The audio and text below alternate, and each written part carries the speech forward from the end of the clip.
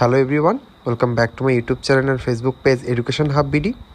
আপনারা যারা ভবিষ্যতে 19তম শিক্ষক নিবন্ধন বা শিক্ষক নিয়োগ প্রক্রিয়ার মাধ্যমে শিক্ষকতার এই মহান পেশাতে আসতে যাচ্ছেন, তাদের সকলকে জানাই আমার অন্তরের অন্তঃস্থল থেকে শুভেচ্ছা, অভিনন্দন।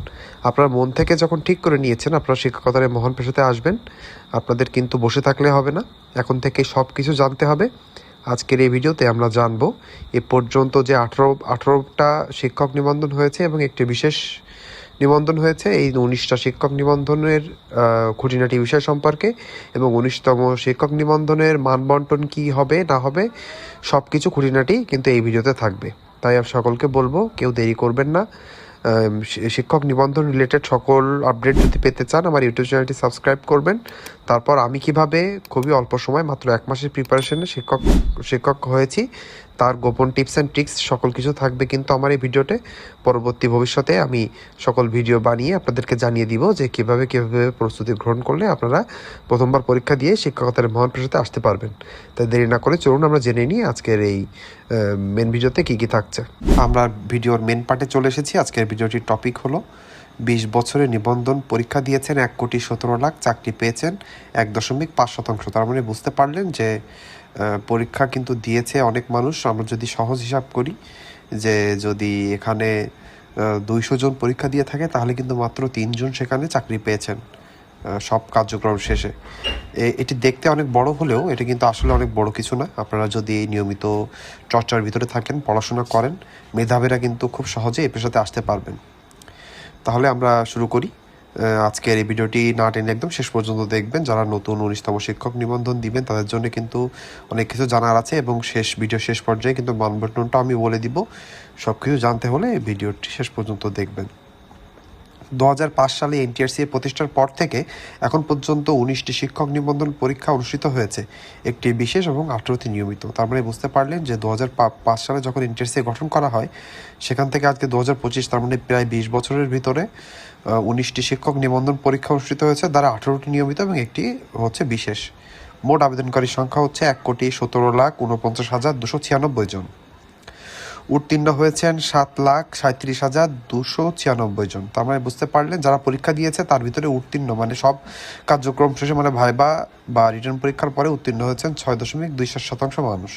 নিয়োগ সুপারিশ পেয়েছেন 1,77,571 জন, যা 1.51%। তার মানে বুঝতে পারলেন যে যারা কিন্তু শেষমেশ সুপারিশ পেয়েছেন তারা হলেন মোট যারা আবেদন করছেন তার থেকে 1.15%।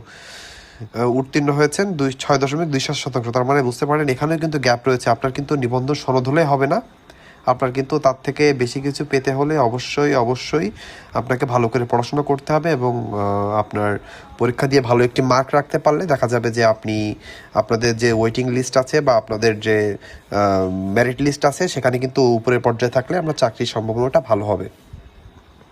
উত্তীর্ণ প্রার্থীদের মধ্যে চাকরির সুপারিশ পাওয়ার হার 28.08%। তার মানে বুঝতে পারলেন সব কার্যক্রম শেষে উত্তীর্ণ যারা হয়েছেন সেখান থেকে চূড়ান্তভাবে সুপারিশপ্রাপ্ত সংখ্যা মাত্র 24.08। তার মানে বুঝতে পারলেন 100 জনের কাছে যদি সব কার্যক্রম শেষে তাদের কাছে যদি এনটিআরসি যে আমাদের সনদ দেয়, মানে এই সনদ হোক বা আগের যে পুরাতন যে হার্ড কপি সনদ থাকতো, সে যে সনদই থাকুক না কেন সেটা পেলেও তার থেকে চাকরি পেয়েছেন মাত্র 24 জন। তার মানে বুঝতে পারলেন যে আমাদের কিন্তু শুধু সনদ পাওয়াটা টার্গেট হলে হবে না, আপনার কিন্তু একটা চাকরি পেতে হবে, সেটা টার্গেট নিয়ে পড়াশোনা শুরু করতে হবে। সর্বশেষ ষষ্ঠ গণবিজ্ঞপ্তিতে যোগদান করেছেন 34,343 জন। তার মানে বুঝতে পারেন লাস্ট যে গণবিজ্ঞপ্তি হয়েছে সেখানে 41,000-41,000-এর কিছু মানুষজন চূড়ান্তভাবে সুপারিশপ্রাপ্ত হলেও যোগদান করেছেন কিন্তু তার থেকে কম।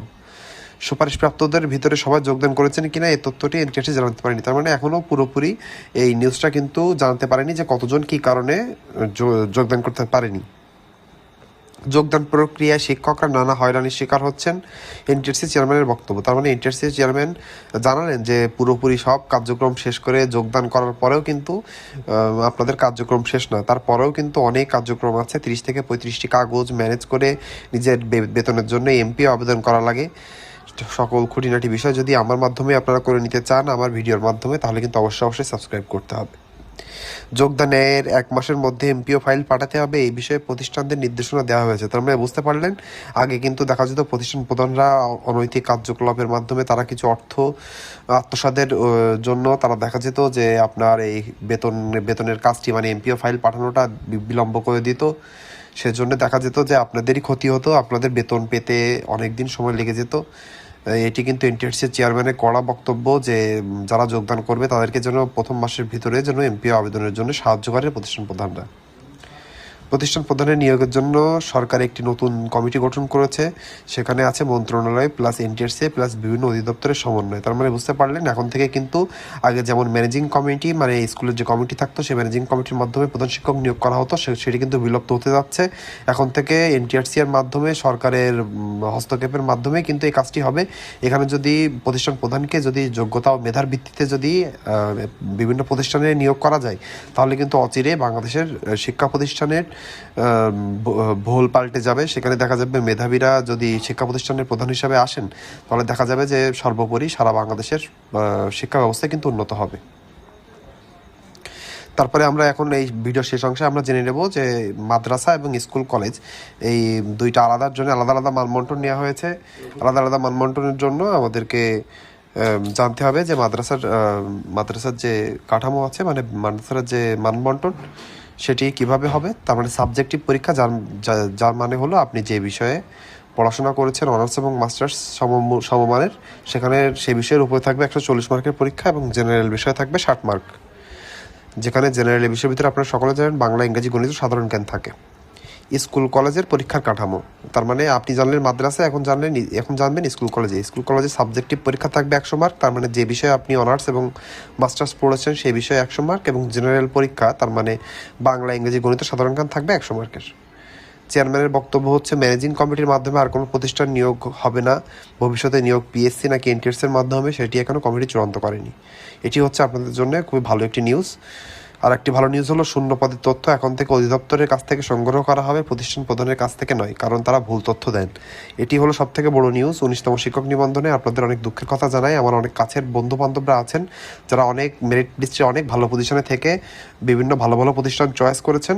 যখনই তারা চয়েস পাওয়ার পরে যখন তারা সেখানে চূড়ান্তভাবে সুপারিশপ্রাপ্ত হয়ে গেছেন, সেখানে গিয়ে জানতে পেরেছেন হয় প্রতিষ্ঠান প্রধানের ভুল চাহিদা দিয়ে রেখেছিল, তা না হয় তাদের কাছে অলরেডি টিচার আছে, সেই টিচার 2-1 বছর পরে যখন সেখান থেকে অবসরপ্রাপ্ত হবেন তখনই সেখানে তারা ঢুকতে পারবে। তার মানে বুঝতে পারলেন যে অনেকে ভালো মার্ক নিয়েও কিন্তু এমন কপাল পুড়ে গেছে। তাই আপনাদেরকে বলবো যে এটি একটি খুবই যুগান্তকারী সিদ্ধান্ত নিতে যাচ্ছে এনটিআরসি এখন আর শিক্ষা প্রধান শিক্ষকের কাছ থেকে এগুলো চাইবে না।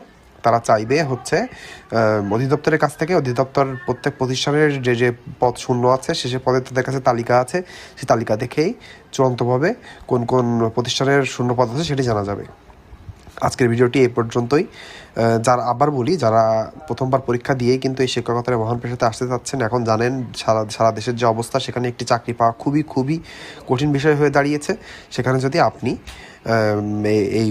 যদি এই চাকরিটা পেতে চান, তাহলে আমার ইউটিউব চ্যানেলটি হতে যাচ্ছে আপনার জন্য ওয়ান স্টপ সার্ভিস। এখানে আসলে আপনি পাবেন সকল বিষয়ের আপডেটেড নিউজ, সিলেবাস, কীভাবে পড়বেন, কীভাবে অল্প সময়ের ভিতরে সফল হবেন, সব কিছু টিপস অ্যান্ড ট্রিক্স। তাই বলবো আমার ইউটিউব চ্যানেলটি অবশ্যই সাবস্ক্রাইব করবেন। আমার এই ভিডিওটি যারা শেষ পর্যন্ত দেখেছেন সকলকে আমার অন্তঃস্থল থেকে ধন্যবাদ।